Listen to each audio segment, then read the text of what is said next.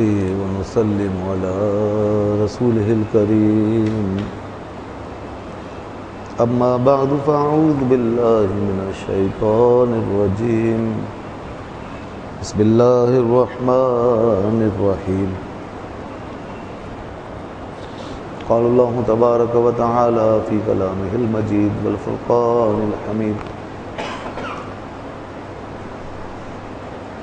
وَلَقَدْ أَنزَلْنَا إِلَيْكَ آيَاتٍ بَيِّنَاتٍ وَمَا يَكْفُرُ بِهَا إِلَّا الْفَاسِقُونَ وَكُلَّمَا عَاهَدُوا عَهْدًا نَبَذَهُ فَرِيقٌ مِّنْهُمْ بَلْ أَكْثَرُهُمْ لَا يُؤْمِنُونَ وَلَمَّا جَاءَهُمْ رَسُولٌ مِّنْ عِندِ اللَّهِ مُصَدِّقٌ لِمَا مَعَهُمْ نبذ فريق من الذين أوتوا الكتاب كتاب الله وراء ظهورهم كأنهم لا يعلمون صدق الله العلي العظيم وصدق رسوله النبي الكريم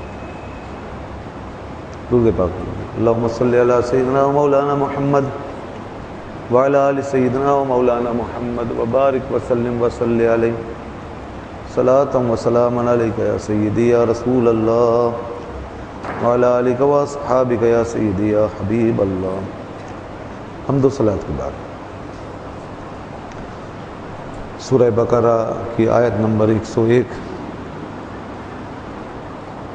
تلاوت کرنے کا شرف حاصل ہوا.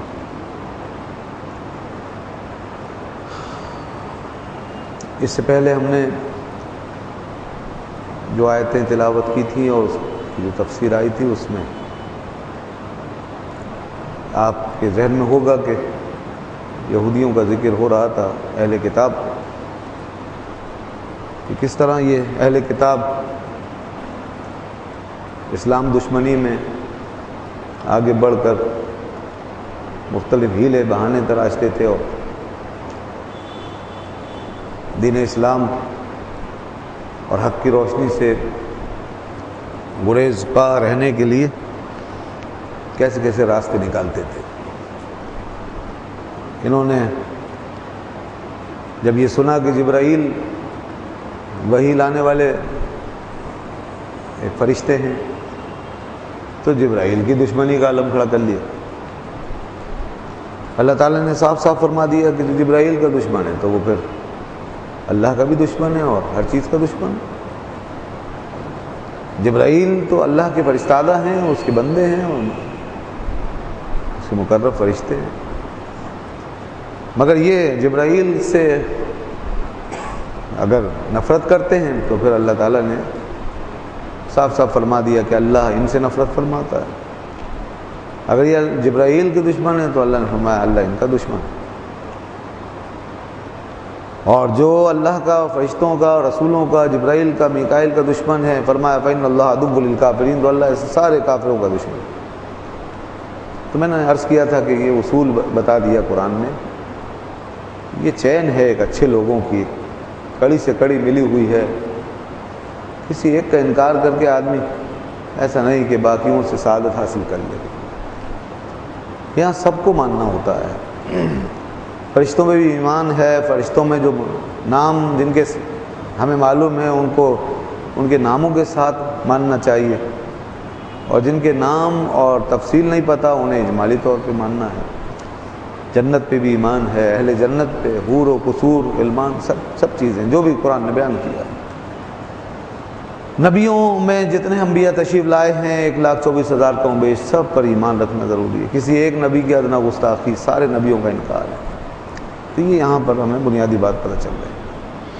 مگر یہ یہود یہ اس طرح کے مختلف مسئلے کھڑے کرتے رہے ہیں، اور کبھی کسی نبی کے خلاف تو کبھی کسی فرشتے کے خلاف، کبھی کسی کتاب کے مقابلے میں. اور اس انکار و تکذیب کی اس روش کے باوجود وہ یہ سمجھتے ہیں کہ ہم نے گویا جو کچھ اختیار کیا ہوا ہے وہ ہمیں کفایت کرے گا. ہم موسیٰ علیہ السلام کو مانتے ہیں، بس ہمارے لیے کافی ہے. انبیاء بنی اسرائیل پہ ایمان رکھتے ہیں، کافی ہے. قرآن نے پہلے بھی بتایا ایک موقع پر آیت آئی تھی کہ ان سے کہا جاتا ہے ایمان لاؤ جو اللہ نے نازل کیا، تو وہ کہتے تھے ہم تو ایمان لائیں گے جو ہم پر نازل ہوا اس پر، وَيَكْفُرُونَ بِمَا وَرَاءَ، اور اس کے علاوہ جو کچھ ہے اس سے وہ انکار کرتے تھے۔ اور اسی ایمان کی بنیاد پر وہ جزوی اور ناقص ایمان، اس کی بنیاد پہ وہ کہتے تھے کہ ہم جنتی ہیں، لَن يَدْخُلَ الْجَنَّةَ إِلَّا مَنْ كَانَ يَهُودًا أَوْ نَصَارَىٰ، إِلَّا مَنْ كَانَ هُودًا أَوْ نَصَارَىٰ، یعنی جنت میں وہی جائے گا جو یہودی ہوگا یا نصرانی۔ تو یہ اس طرح کے انہوں نے معیارات اپنے بنا لیے، اور ایمان کے معاملے میں تجزی، تقسیم، قطع، برید، کاٹ پیٹ، یہ سب انہوں نے تراش خراش نکال رکھے۔ دوستو ایمان و عمل کے معاملے میں تراش خراش یاد رکھیے بہت خطرناک عمل ہے۔ جو ایمان کے معاملے میں تراش خراش کا قائل ہو اور اس میں قطع برید کرے وہ کافر ہو جاتا ہے نظریات میں۔ جو عقائد میں ایسا کر رہا ہے وہ کافر ہو جائے گا، جو نظریات میں ایسا کرے گا وہ گمراہ ہو جائے گا، اور جو اعمال میں جو ہے تلاش خراش کرے گا اور نبی کے دیے ہوئے عمل طریقے کو بدلے گا وہ بدعتی ہو جائے گا، اور وہ اپنے عمل میں گمراہ ہو جائے گا۔ ایمان سے تو خارج نہیں ہوگا لیکن بدعتی ہوگا، گمراہی اس کی عمل میں ہوگی، اور اس پر بھی سخت لعنت فرمائی گئی ہے کہ جو نبی نے طریقہ دیا اس کو بدل دے۔ میرے الفاظ پر غور کیجیے گا، نبی کے طریقے کو بدلنا یہ بدعت ہے، یا ایسی بات کوئی نکالنا جو نبی کے حکم کے خلاف، جو دین کی اصل کے خلاف، تو وہ بدعت ہے۔ باقی رہ گئے اچھے کام تو فرمایا کہ ما رآہ المؤمنون حسنا فهو عند اللہ حسن، جو اچھا عمل جس کو اہل علم حضرات اور نیک صالح لوگ اچھا کہیں وہ اچھا ہے، اور علماء خاص طور پہ اس کو ویریفائی کر دیں اہل علم حضرات۔ اگر اہل علم حضرات کو انقباض ہوتا ہو تو چھوڑ دو اس کو۔ اگر علم والے لوگ علماء کو انقباض ہے اور وہ اس سے متفق نہیں ہو رہے اور مطمئن نہیں ہیں، اور وہ ان کا مشورہ یا جو بھی ہے فتویٰ دیں یا مشورہ دیں تو اس پہ عمل کرنا چاہیے۔ اہل علم کا انقباض بھی اہمیت رکھتا ہے، کیونکہ وہ کوئی خطرہ محسوس کرتے ہوئے ایسی بات کہہ رہے ہیں، اور عام آدمی تو جب پھنس جاتا ہے تب آتا ہے، جب وہ معاملہ ہاتھ سے نکل جاتا ہے، جب بات بگڑ جاتی ہے پھر آتے ہیں، اور پھر اہل علم بھی کچھ نہیں کر سکتے، علماء بھی ہاتھ پہ ہاتھ دھرے بیچارے مجبور بیٹھے رہتے ہیں، پھر کیا کریں گے، اس لیے کہ وہ مسئلہ عام ہو جاتا ہے۔ اس لیے اہل علم حضرات کی سرپرستی بہت ضروری ہے، اور ہمارے اہل علم حضرات لکھتے رہے ہیں، بولتے رہے ہیں، اور اصلاحات کے حوالے سے کوششیں کرتے رہے، یہ علماء کا کام ہے۔ اس کے لیے ہر صدی پر مجددین بھی آتے رہتے ہیں، اور وہ بھی یہی کہ جو کچھ اصلاح ضروری ہے وہ اصلاح کی جاتی ہے۔ بال بھائی عرض کر رہا تھا کہ یہ جو ہے اپنے اپنے سٹینڈرڈ سیٹ کرنا، اپنے اپنے ٹرینڈ سیٹ کرنا، اپنی اپنی ترجیحات کو داخل کرنا، اگر عقیدے میں ہے تو کفر ہو جائے گا۔ عقیدہ مطلب وہ جس پہ اسلام کی عمارت کھڑی ہے، اور دوسری چیز نظریہ ہے، نظریے میں ہے تو گمراہ ہو جائے گا۔ نظریہ وہ ہوتا ہے جس پہ مسلک کی عمارت کھڑی ہوتی ہے، وہ نظریہ ہوتا ہے۔ اور اسی طریقے سے اگر عمل میں ہے تو ایسا شخص عملی گمراہی میں کا مرتکب قرار پائے گا، جو عام نافرمانی کے مقابلے میں زیادہ سخت ہے۔ ٹھیک ہے، ایک تو ہے کہ کسی غفلت کی وجہ سے کوئی عمل نہیں ہوا، یہ ایک الگ چیز ہے، اور ایک یہ ہے کہ بگاڑا، اس کو بدل دیا، جو کچھ تھا اس کو چینج۔ کوئی نماز اپنے طریقے سے شروع کر دے، ایک نماز نہیں پڑھتا اس نے خالی گناہ کیا، اور کسی نے نماز کو ہی بدل دیا تو اس نے گناہ ہی نہیں کیا، بدعت کی ہے، یہ بدعت ہو گئی، یعنی اس نے نبی کی نماز جو تھی اس کو تبدیل کر دیا، اب رکوع کی جگہ سجدہ کر دیا، سجدے کی جگہ رکوع، تو یہ ہے، یہ گمراہی ہے۔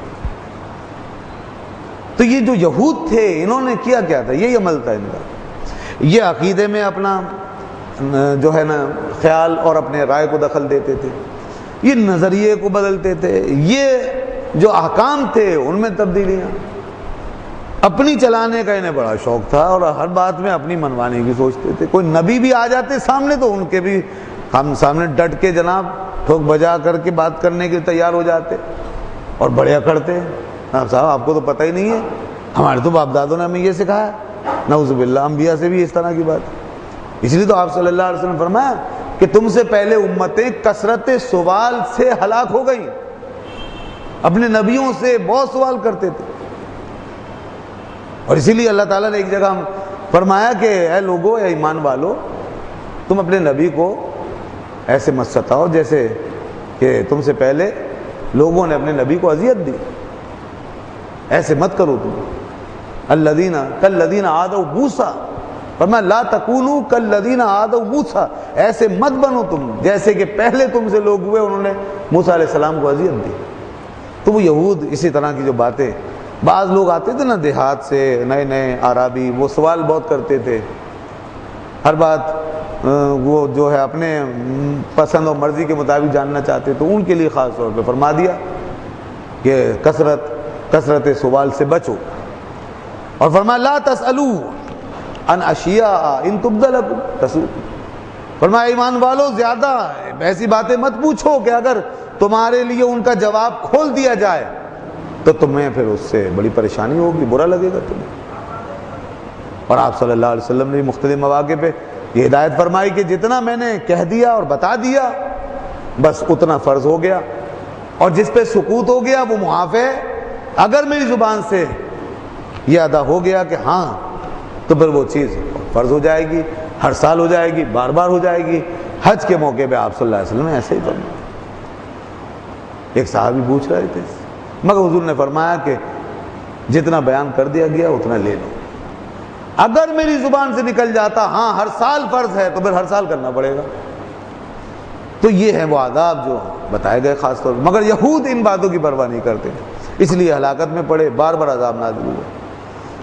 یہ آیتیں مسلسل یہودیوں کے اس رویے پر روشن ڈال رہی ہیں. آگے فرمایا، آج جو آیت میں نے پڑھی، وَلَقَدْ أَنزَلْنَا إِلَيْكَ آيَاتٍ بَيِّنَاتٍ، اور تحقیق ہم نے نازل کی تیری طرف اے حبیب آیات بینات، کھلی نشانیاں، واضح نشانیاں. اللہ تعالیٰ اپنے نبیوں کے ساتھ نشانیاں بھیجتا ہے، نبی کی نشانیاں.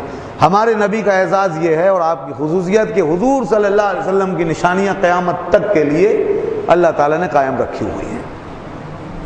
اور انبیاء کے ساتھ جو نشانیاں اور معجزات آئے تھے وہ ان نبیوں کے ظاہری زمانہ حیات تک محدود رہے، اور ان کے تشریف لے جانے کے بعد ان کی نشانیاں محو ہو گئیں، ان کی کتابیں تبدیل ہو گئیں، ان کے معجزے چھپ گئے.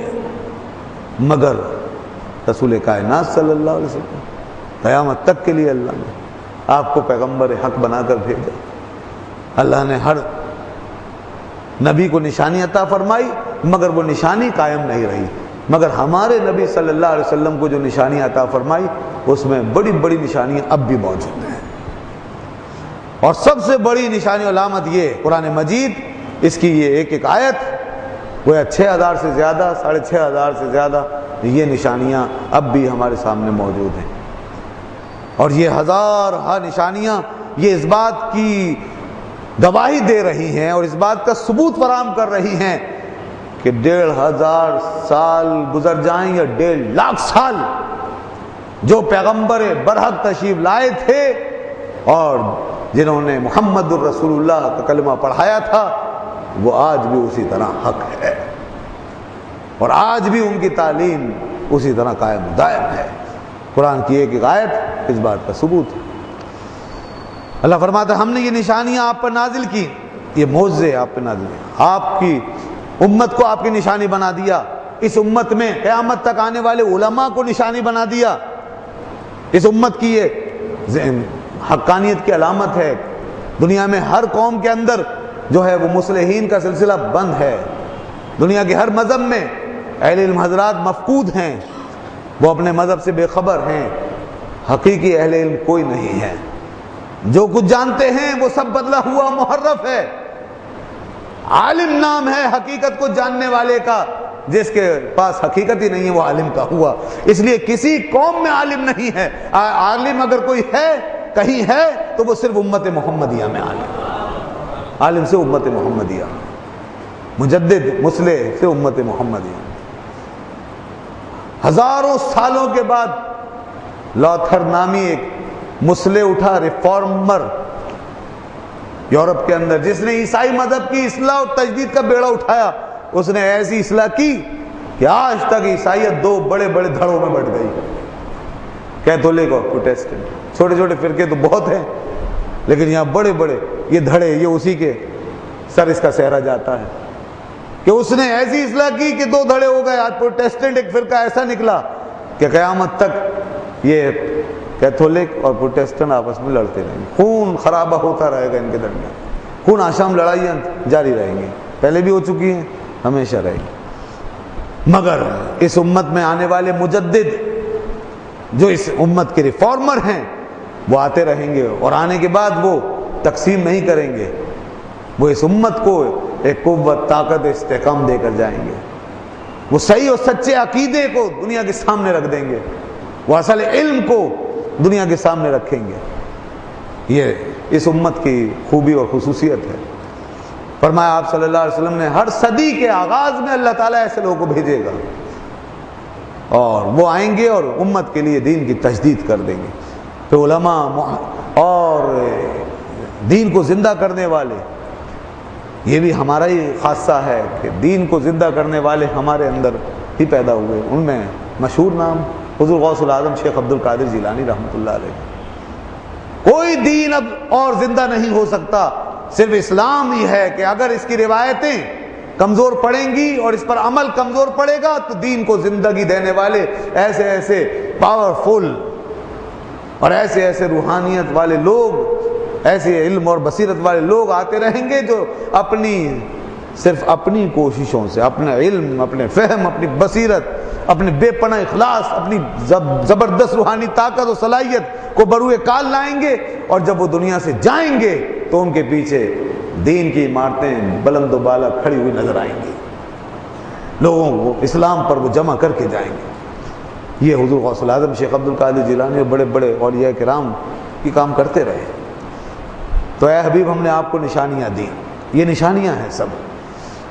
اسی طریقے سے دیکھیے آج بھی یہ بھی ایک نشانی ہے کہ جتنا پریکٹیکیبل ہمارا دین نظر آ رہا ہے اتنا کوئی اور دین نہیں، باوجود کہ زوال ہے، انحطاط ہے، ہم بہت سے معاملے میں بہت دور ہو چکے ہیں، بہت سی چیزیں ہم نے بھلا دی ہیں، ہمارا سیاسی نظام تباہ، ہمیں معاشی طور پہ ہمیں کمزور بے سہارا کر دیا گیا، ہم بہت سے معاملات میں دست نگر ہیں، دوسروں کے محتاج ہیں۔ یہ سب اپنی جگہ ٹھیک ہے، اتنے افلاس، اتنی بے روزگاری، اتنی معذوری اور اس قدر بدحالی کے باوجود آج بھی یہ کتنا بڑا معجزہ ہے اس دین کا، اور کتنی بڑی نشانی۔ اللہ فرماتا ہے ہم نے آپ کو نشانیاں دے کر بھیجا ہے، ہم نے آپ پر نشانیاں نازل فرمائی ہیں۔ یہ نشانی آج بھی دنیا دیکھ رہی ہے کہ اس حالت کے اندر بھی جتنی پریکٹس اسلام کے ساتھ ہو رہی ہے اتنی کسی اور مذہب کے ساتھ نہیں۔ جتنے بڑے مجمع، جتنی بڑے عبادت کے سلسلے، آج بھی سب سے زیادہ مساجد میں مسلمانوں کی تعداد دیکھیے، رمضان میں مسلمانوں کا ماحول دیکھیے، آج بھی قرآن مجید کتاب اللہ کی حیثیت سے اس کا پڑھنا، اس کے ساتھ تعلق، اٹیچمنٹ دیکھیے بچے کی کتنے کروڑوں ہوں گے کوئی نہیں جانتا۔ آج بھی اللہ کے گھر کی رونقیں دیکھیں، سنا ہے کہ اس دفعہ حج میں پہلے سے کہیں زیادہ مجمع بڑا ہوا تھا، باوجود اس کے کہ مہنگائی بھی ہے، وسائل بھی لوگوں کے پاس نہیں، پریشانیاں بھی ہیں، صعوبتیں بھی ہیں، عالم اسلام کی غربت بھی ہے، اس کے باوجود ذرا دیکھیں وہاں لوگوں کے دلوں کا کھینچتے چلا جانا اور وہاں رش کا اور مجمع کا بڑھنا، یہ سب کیا ہے؟ اللہ کا گھر آج بھی دنیا کو بتا رہا ہے کہ اس کی بنیادیں سچی ہیں، اس کے ارد گرد عالم اسلام میں مسلمانوں نے جو احاطہ کیا ہوا ہے یہ سچی امت کا احاطہ ہے، یہ کسی سچے برحق نبی کی تعلیم اور اس کی جوہریت ہے کہ اللہ کا گھر آج بھی جگمگا رہا ہے۔ دوستو وہ گھر آباد ہے اسلام کی برکت سے۔ حضرت ابراہیم علیہ السلام نے اس لیے دعائیں مانگی تھی، ایسا نبی بھیج کہ جو تیرے گھر میں تعلیم کتاب و حکمت کی روشنیاں پھیلا دے، یعلمہم الکتاب والحکمہ ویزکیہم، تزکیہ کرے۔ ایک ایسی امت کے ساتھ یہ گھر قائم ہو کہ اس گھر کے گرد وہ امت گویا کہ چاند کے گرد ہالے کی طرح چمکتے ہوئے نظر آئے۔ یہ آج اس امت کی خصوصیت ہے۔ اس لیے اقبال نے کہا تھا تیرے کعبے کو جبینوں سے بسایا کس نے، تیرے قرآن کو سینوں سے لگایا کس نے؟ اللہ۔ آج جو کعبہ آباد ہے رسول اللہ صلی اللہ علیہ وسلم کے صحابہ اکرام، اصحاب رسول، اہل بیت اطہار، ان کی تعلیمات۔ آج جو مسلمان اس کے گرد جمع ہیں، یہ سب اہل اسلام کی سچائی کی دلیل ہے یہ نظام۔ تو دوستو یہ ہیں وہ علامتیں، وہ نشانیاں۔ فرمایا وَلَقَدْ أَنزَلْنَا إِلَيْكَ آيَاتٍ بَيِّنَاتٍ وَمَا يَكْفُرُ بِهَا إِلَّا الْفَاسِقُونَ۔ اب اس سے کون انکار کرے گا؟ ان نشانیوں کا انکار کون کرے گا؟ فرمایا فاسق، فسق کرنے والے، نافرمان، باغی، سرکش، وہی ہیں جو جھٹلائیں گے نشانیوں کو۔ تو ظاہر ہے کہ نافرمان ہی کرے گا۔ کبھی کوئی نشانی، قومی نشانیوں کو بھی کون چھوڑے گا، کون جھٹلائے گا، کون ٹھکرائے گا؟ وہی جو آپ کی قومیت سے نکلنا چاہے گا۔ اور اسلامی اور دینی نشانیوں کو کون جھٹلائے گا، ٹھکرائے گا؟ وہی جو اسلام گھل کا توڑ کے باہر نکلنا چاہے گا، یا باہر موجود ہے اندر نہیں ہے، تو وہ فاسق ہے۔ فاسق کا مطلب یہ ہے کہ جو حد کو توڑ دے، جو اطاعت کی حد کو توڑ دے، جو حلقے کو توڑ دے اور باہر نکل جائے، وہ فاسق ہے۔ لہذا فرمایا ایسے لوگ فاسق ہیں جو ان نشانیوں کو جھٹلا رہے ہیں۔ اب کلما عاہدوا عہدا نبذہ فریق منہم، اور دیکھو ان کی تاریخ یہ رہی ہے، ان یہود کی، اہل کتاب کی، کہ جب جب عہد کیا ہے انہوں نے، کوئی عہد باندھا، ان سے معاہدے ہوئے، عہد ہوا، کتابیں نازل ہوئی، نبیوں پر ایمان قبول کیا، انہوں نے عہد کیے۔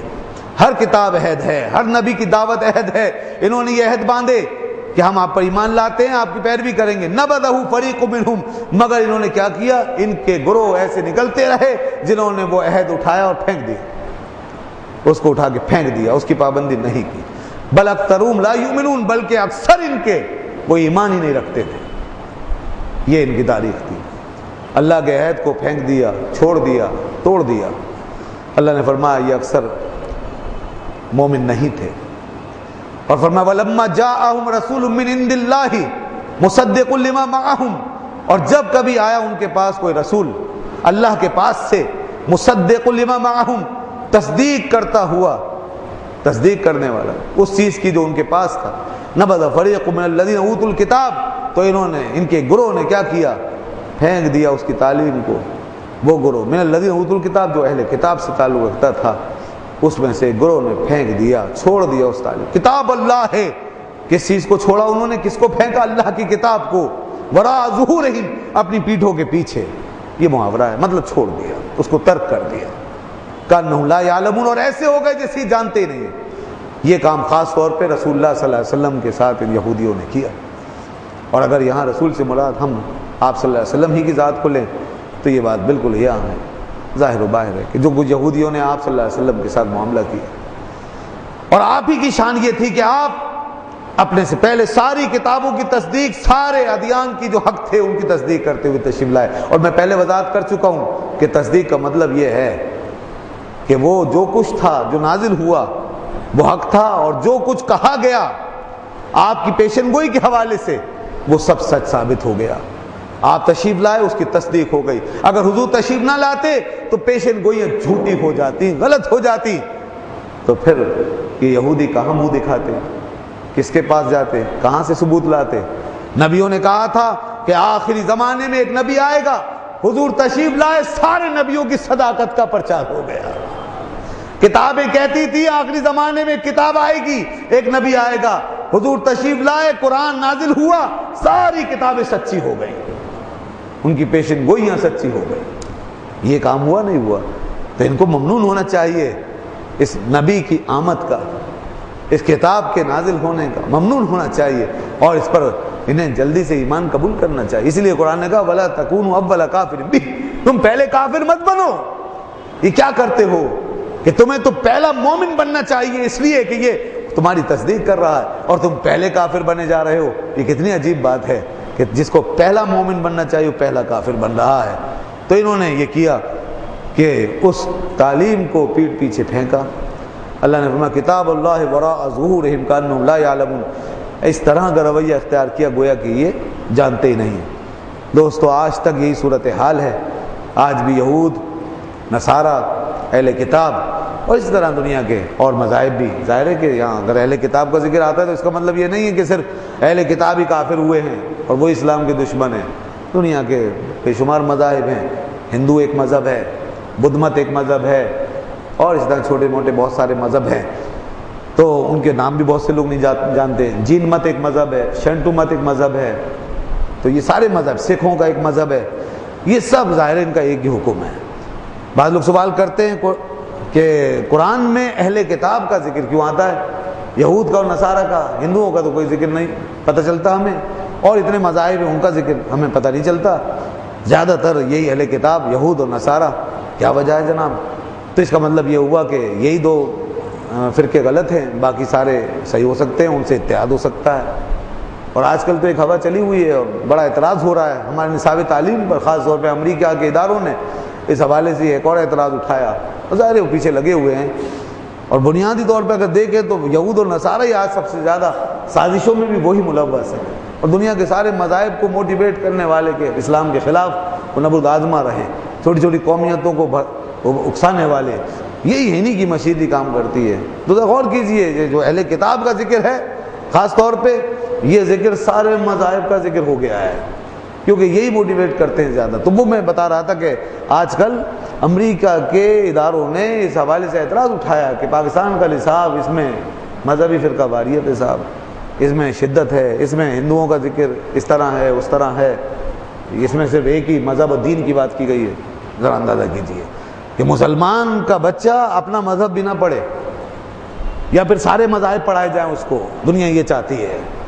یعنی ہم سے ہمارا دین، ہمارا مذہب، اس کی پہچان بھی لوگ چھین لینا چاہتے ہیں. بچوں کو اتنا سیکولر کر دینا چاہتے ہیں کہ انہیں کوئی امتیاز ہی نہ رہے کہ اسلام کیا ہے اور دوسرے مذاہب کیا ہے. اس حوالے سے پاکستان پر فورس کی جا رہی ہے اور دباؤ ڈالا جا رہا ہے کہ نصاب کو معتدل کریں. اس کو معتدل کہتے ہیں وہ، کہ اسلام کا ذکر جو ہے یا تو ختم ہو جائے یا دوسرے مذاہب کے برابر میں کوئی امتیاز نہ رہے، اور دوسرے مذاہب کا ذکر اس انداز سے ہو کہ پڑھنے والا پڑھنے کے بعد بجائے اس کے کہ ناحق کو ناحق کہے، باطل کو باطل، بلکہ ان کو بھی اپنی ہی طرح سمجھ کر کے وہ بھی صحیح ہیں ہم بھی صحیح ہیں، ایسا کوئی نظریہ تیار ہو جس کو سیکولرزم کہہ لیں آپ، یا جس کو باطل ادیان کا تصور جو اس وقت سب سے زیادہ فروغ دیا جا رہا ہے، یہ کام کیا جا رہا ہے. تو صورتحال یہ ہے کہ اس وقت دنیا جو ہے وہ چاہ رہی ہے کہ یہ سارے مذاہب جو ہیں یہ سب اسلام اس طرح ان کے ساتھ شامل ہو جائے کہ مسلمانوں کو ان کے ایمان کے معاملے میں جو ایک امتیازی کیفیت حاصل ہے، یہ امتیاز ان سے چھین لیا جائے، اور مسلمان اپنے تشخص کے حوالے سے غافل ہو جائے اور وہ سارے مذاہب کے اندر گھل مل جائے. دوستو جس دن یہ ہوگا اس دن ظاہر ہے کہ مسلمان کہاں رہے گا. تو قرآن نے اہل کتاب کا ذکر کیا ہے، بے شک کیا ہے، مگر دیگر مذاہب بھی یقیناً اہل کتاب کے ضمن میں مراد ہیں، ایسا نہیں ہے کہ وہ خارج ہیں. اہل کتاب کا ذکر اس لیے بار بار آیا ہے کہ نبی پاک صلی اللہ علیہ وسلم نے جب دعوت دی، دین اسلام پھیلا، عربوں کو سب سے زیادہ جن قوموں سے واسطہ پڑا وہ اہل کتاب ہی تھے. اس وقت اہل کتاب ہی دنیا میں چھائے ہوئے تھے. ایران میں اور روم میں آپ دیکھیے کہ اہل کتاب کا ذکر تھا، اگرچہ ایران مجوسیوں کے کنٹرول میں تھا مگر باہر دنیا جانتی تھی اہل کتاب کے حوالے سے، اس لیے قرآن مجید نے اہل کتاب کا بار بار ذکر کیا ہے. اہل کتاب کے ذکر سے مطلب یہ نہیں ہے کہ باقی مذاہب خارج ہیں اور ان کا کوئی رد نہیں ہے، ان کا ذکر بھی بحال موجود ہے، مگر زیادہ ذکر جو ہے وہ اہل کتاب کے حوالے سے آتا ہے، یہود کا ہے، نصارہ کا ہے. تو یہ کوئی قابل اعتراض بات نہیں. اور اس وقت بھی اہل کتاب ہی دنیا کے اوپر کنٹرول کر رہے ہیں، اور اہل کتاب دنیا کے خلاف سازشوں میں مصروف ہیں. یہود کی سازشیں آج بھی دنیا کے سامنے ہیں، اور عیسائی ریاستیں بڑی بڑی اس وقت بھی دنیا کے خلاف محض آرائی کا سلسلہ قائم کیے ہوئے ہیں، آج بھی ہم جانتے ہیں. تو اس لیے قرآن نے اسی حکمت کے پیش نظر زیادہ تر نام ان کا لیا ہے. اور دوستو اگر اہل کتاب آج کے مومن ہو جائیں اور یہود اور نصارہ میں تبلیغ ہو اور یہ اسلام لے آئیں تو دنیا سے کفر کا غلبہ خود بخود ختم ہو جائے گا، اور بڑی بڑی غالب طاقتیں خود بخود زیر نگی آ جائیں گی.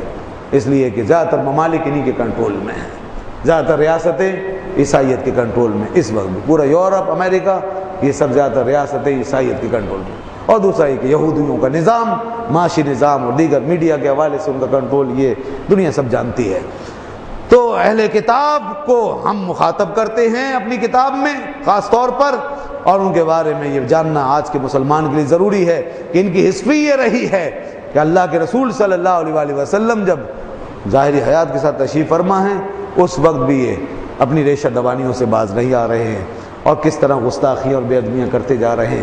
اپنے نبیوں کے ساتھ انہوں نے جو کچھ کیا وہ کتاب اللہ نے بتا دیا.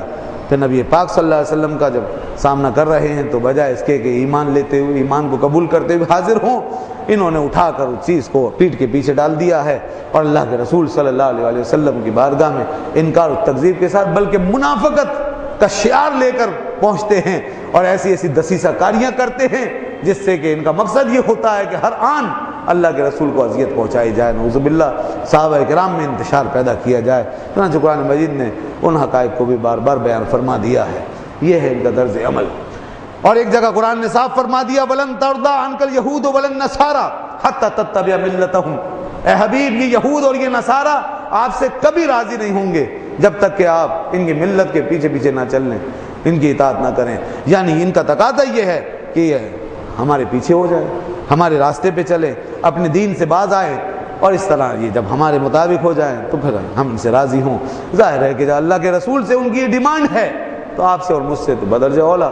تو نعوذ باللہ نہ اللہ کے رسول ایسا کر سکتے تھے اور نہ ان کے سچے غلام.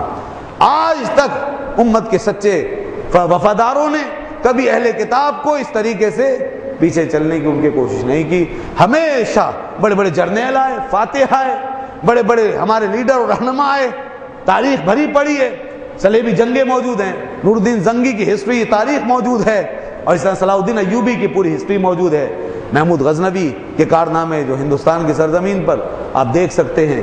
جہاں بھی اس قسم کی باطل و طاغوتی طاقتوں کو سامنا ہوا ہے ان اسلاف نے حق کے ساتھ وفاداری کے وہ علم بلند کیے ہیں کہ جو کبھی جھکنے نہیں دیے, اپنے علموں کو کبھی گرنے نہیں دیا, اور یہ باطل کو سردگو کرتے کرتے وہاں تک نکل گئے جہاں اس وقت کا انسان تصور بھی نہیں کر سکتا تھا.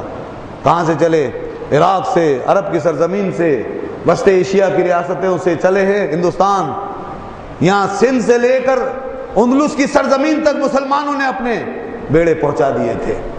یہاں سمندر عبور ہوئے, پہاڑوں کو چیر دیا مسلمانوں نے, صحراؤں کو عبور کیا ہے, اور دیکھیے کہیں انہوں نے مداحنت سے کام نہیں لیا. یہ تھے ہمارے وہ لیڈر اور رہبر جنہوں نے باطل کے شکنجوں کو توڑ دیا اور حق کا جو حق ادا کیا ہے وہ اس شان سے ادا کیا ہے کہ تاریخ انسانی اس کی مثال نہیں دے سکتی. آج کیا ہو رہا ہے؟ آج صورتحال یہ ہے کہ ترس رہے ہیں کسی مرد راہداں کے لیے. نشان راہ جو دکھاتے تھے کبھی ستاروں کو, ترس رہے ہیں کسی مرد راہداں کے لیے. آج امت مسلمہ ترس رہی ہے. عرب ہو یا عجم, کہاں ہے محمود غزنوی کی روح؟ آج کہاں ہے؟ آج صلاح الدین ایوبی کا کوئی کردار؟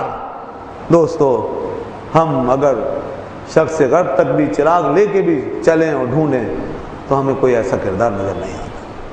انفرادی طور پر یقیناً بڑی اچھی اچھی مثالیں موجود ہیں, وہ پس منظر میں ہیں, وہ اپنے محدود حلقوں میں ہیں, بڑے ایماندار لوگوں کی مثالیں موجود ہیں, مگر آج قیادت اور رہنمائی کے منصب پر دور دور تک اس امت مسلمہ کے بازوؤں کو تھامنے والا کوئی نظر نہیں آتا. یہ بہت بڑا المیہ ہے. آج کوئی محمود غزنوی کی مثال, کوئی صلاح الدین ایوبی کا ثانی, کوئی محمد بن قاسم جیسا جوان ہمارے جوانوں میں ابھرنے والا ہمیں نظر نہیں آتا. اس لیے دوستو یہ امت باوجود اس کے کہ یہ کچھ کرنا چاہتی ہے, آگے بڑھنا چاہتی ہے, پوری دنیا کو فتح کر لینے کا جذبہ آج بھی اس کی نسلوں میں موجود ہے. آج بھی اللہ کے حرم کے گرد جب پروانے جھومتے ہیں تو جس جذبے سے وہ جھوم رہے ہوتے ہیں دنیا کا کوئی مذہب اس کی مثال نہیں دے سکتا. اور جس عقیدت اور احترام کے ساتھ مسلمان اپنے نبی کی بارگاہ میں حاضری دیتا ہے, دنیا کا کوئی امتی, دنیا کا کوئی دیندار, کسی قوم اور ملت کا فرد آج اپنے نبی سے ایسی عقیدت و محبت کا اظہار نہیں کر سکتا ہے. بلکہ انہیں یہ تک نہیں پتا بہت سوں کو کہ ان کے انبیاء, ان کے مراکز کہاں ہیں, وہ بالکل ناواقف ہیں, ان کے پاس کوئی مرکز نہیں. اللہ کے نبی نے مدینے کو مرکز بنایا, کیوں بنایا تھا؟ اللہ کا گھر مرکز بنا, حرم شریف, بیت اللہ شریف, اس سے ایک مقصد تھا, وہ حاصل ہوا. دوسرا حرم, رسول اللہ صلی اللہ علیہ وسلم نے فرمایا اے اللہ, مکے کو ابراہیم نے حرم بنایا ہے, اس کا جو مقصد تھا حرم بنانے کا وہ پورا ہوا. مدینے کو میں حرم بناتا ہوں, اے اللہ میں اس کو حرم قرار دیتا ہوں۔ مکے کے لیے ابراہیم علیہ السلام نے دعائیں مانگی تھی، وہ دعائیں پوری ہوئیں، مدینے کے لیے میں دعائیں مانگتا ہوں، وہ دعائیں بھی پوری ہوئی۔ مکے کے لیے ابراہیم نے جتنا طلب کیا تھا میں اس سے ڈبل، اس سے دگنا مدینہ منورہ کے لیے طلب کرتا ہوں۔ اے اللہ مدینے کو اس سے دگنا عطا فرما۔ کیوں؟ یہ بتانے کے لیے کہ امت کا رشتہ امتوں کے بیچ میں ایک ایسے مرکز کے ساتھ جڑا ہے، جڑا رہے گا کہ جہاں امتیں اور امتیں جب اپنے اپنے نبیوں کے علم لے کے کھڑے ہوں اور پھر اس سے کوئی وہ باطل مقصد حاصل کرنا چاہیں تو ان کے پاس کوئی مرکز نہیں ہوگا، ان کے پاس کوئی نشانی نہیں ہوگی، ان کے تعلق کی سچائی کی کوئی دلیل ان کے ہاتھوں میں نہیں ہوگی، مگر میری امت قیامت تک جب کبھی میرا نام لے گی تو اس کا رشتہ مدینہ منورہ کے ساتھ ہمیشہ جڑا رہے گا۔ ان کے نبی کا مرکز ان کی آنکھوں کے سامنے ہوگا، مرکز بھی قائم ہوگا، زندہ ہوگا، اور مرکز کے پروانے بھی قیامت تک جس سرزمین پر جہاں کہیں زندگی کے جس مقام پر بھی اور دنیا کے جس گوشے میں بھی کھڑے ہو کر یاد کریں گے تو مرکز اور مرکز کا وہ دیوانہ، یہ دونوں اپنی جگہ ایک تعلق کے ساتھ ہمیشہ جگمگاتے نظر آتے رہیں گے، اور دنیا کو معلوم ہوگا کہ ان کا مرکز بھی ہے اور اس کے پروانے بھی زندہ و سلامت موجود ہیں۔ شمع بھی جل رہی ہے اور پروانوں کا گشت بھی ہو رہا ہے، اور لوگوں کی مثال یہ ہے کہ پروانے گشت ضرور کر رہے ہیں مگر شمع کی لو نظر نہیں آ رہی، اور حضور نے مدینے کو حرم بنا کر کے ایک ایسی شمع بنا دیا ہے کہ جب پروانے گشت کریں تو پتہ چلے کہ سب سے بڑی شمع فروزہ یہی ہے۔ اسی لیے اعلیٰ حضرت نے فرمایا تو شمع رسالت ہے۔ اعلیٰ حضرت کا شعر ہے نہیں، مولانا حسن رضا خان صاحب کا، تو شمع رسالت ہے عالم تیرا پروانہ۔ شمع یہ ہے کہ آپ نے مدینے کو ایک ایسی شمع بنا دیا، اس لیے ہم اللہ کے حرم کے گرد بھی طواف کر رہے ہیں اور وہاں حاضری دے رہے ہیں اور وہاں عقیدتوں کا اظہار کر رہے ہیں، اور مسجد نبوی شریف میں جا کر بھی عبادت ادا کر رہے ہیں اور رسول پاک کے روضے کی حاضری دے رہے ہیں۔ یہ دونوں ہماری دو آنکھیں ہیں، یہ دونوں آنکھ، یہ دل کے دو ٹکڑے، ایک ٹکڑے میں اللہ کا گھر بسا ہوا ہے، دوسرے میں اللہ کے رسول کا حرم بسا ہوا ہے۔ یہ ہے تو دوستو، یہ یہود اور یہ ہنود اور یہ اہل کتاب، ان کا حال اس وقت بھی یہ تھا کہ اسلام دشمنی میں انتہا کو پہنچے ہوئے تھے۔ جب یہ ہمارے رسول سے راضی نہیں ہوئے تو ہم سے کیوں کر راضی ہوں گے؟ میں بات کر رہا تھا آج کی اس قیادت کی، آج مسلم قیادت کا جو ہے بحران بظاہر بہت بڑے سنگین طور پر پیدا ہو چکا ہے، لیکن انشاءاللہ یہ بحران ہمیشہ باقی نہیں رہے گا۔ اگر ہمارے اندر پوٹینشیل ہے، اگر ہمارے اندر آج بھی نشانیاں موجود ہیں، اگر ہمارے حرم آج بھی زندہ ہیں اور ہیں، ہماری کتاب آج بھی محفوظ ہے، تو یقین جانیے کہ یہ وہ رگیں ہیں جس میں ہر وقت تازہ خون دوڑ رہا ہے۔ انہی رگوں سے یہی خون، یہی گردش لیل و نہار ایک دن آئے گا کہ پھر کوئی صلاح الدین ایوبی پیدا کر دے گی، پھر کوئی ٹیپو سلطان ابھر آئے گا، پھر کوئی محمد بن قاسم نکلے گا، اور ہوگا ضرور۔ بس ایک دفعہ کوئی اللہ کا بندہ اور کوئی شیر آگے آ جائے، اس کے بعد یہ امت خود بخود پیچھے اس کے جمع ہو جائے گی، اور دنیا پھر ہمارے سامنے ٹھہرنے کے قابل نہیں رہے گی۔ باطل اور طاغوتی طاقتیں انشاءاللہ ڈھیر ہو جائیں گی۔ اس وقت دنیا کو غلیظ کر دیا گیا، ناپاک کر دیا، تجارت میں اس وقت ناجائز و حرام لین دین کی آمیزش نے کاروبار اور تجارت کا جو حال کر دیا ہے وہ ہمارے سامنے ہے۔ سیاست کثافت ہو چکی ہے، اس وقت روحانیت کا جنازہ نکال دیا گیا ہے، مادیت کو اس طرح سروں پہ مسلط کر دیا گیا ہے کہ انہوں نے آج دین و ایمان بنا رکھا ہے اس مادیت کو، اور قدریں مٹا دی گئی، رشتے ختم ہو رہے ہیں، انسانی حرمتیں پامال ہو رہی ہیں، بے حیائی اور یانیت عام ہو چکی ہے۔ اب جو ہے بے لباسی یہ ثقافت بن گئی ہے، اب ظلم اور زیادتی اس کو عدل کا نام دیا جا رہا ہے، یہ عدل ہو گیا ہے۔ اب خون خرابہ اور وحشت و بربریت اس کو امن و سلامتی کا لیبل لگا دیا گیا ہے۔ اب بد اخلاقی جو ہے اس کو انسان کی طاقت سمجھا جاتا ہے، آج بد اخلاق اور بد اتوار شخص طاقتور سمجھا جاتا ہے۔ بے حیائی اور بد چلنی کو اور فکری بیرا روی کو آزادی کے نام سے موزوں کیا جاتا ہے، ساری اقدار بدلی جا رہی ہیں۔ یہ ہے وہ غلاظتیں جو پھیلائی جا رہی ہیں، یہ ہے شیطانی نظام، یہ ہے طاغوتی طاقتوں کی کرشمہ سازیاں کہ یہ جو قدریں بدل گئی ہیں۔ اب ان قدروں کو ٹھیک کرنے کے لیے ہمیں اپنے اندر ایسے ہیرے پیدا کرنے ہوں گے، وہ جواہر لانے پڑیں گے کہ جو امت کی باغ ڈور سنبھال کے دنیا پر اس طرح غالب آ جائیں اور اس امت کے نظام کو اس طرح غالب کر دیں کہ جو کچھ بگڑ گیا ہے وہ پھر سے سنور جائے اور جو کچھ بدل گیا ہے اس کو پھر سے درست کیا جا سکے۔ دوستو یہ کام اسی وقت ہوگا جب یہ امت اجتماعی طور پر کسی مضبوط، باوقار، صالح اور نمونہ اسلاف قیادت کے پیچھے آگے بڑھے گی، یہ اسی وقت ہوگا۔ انفرادی طور پر ہماری کوششیں جاری ہیں، وہ رہنی چاہیے، یہی کوششیں، یہی ہماری زمین کے اندر وہ پیداواریت ہے، یہی وہ صلاحیت ہے، یہی وہ زرخیزی ہے کہ یہ زرخیزی جس دن مرکوز ہو گئی، سینٹرلائزڈ ہو گئی اور تمام زیر زمین پھیلی ہوئی یہ رگیں جس دن ایک سمت میں دوڑنے لگی، اسی دن ایک بڑی عظیم قیادت ابھر کے سامنے آ جائے گی۔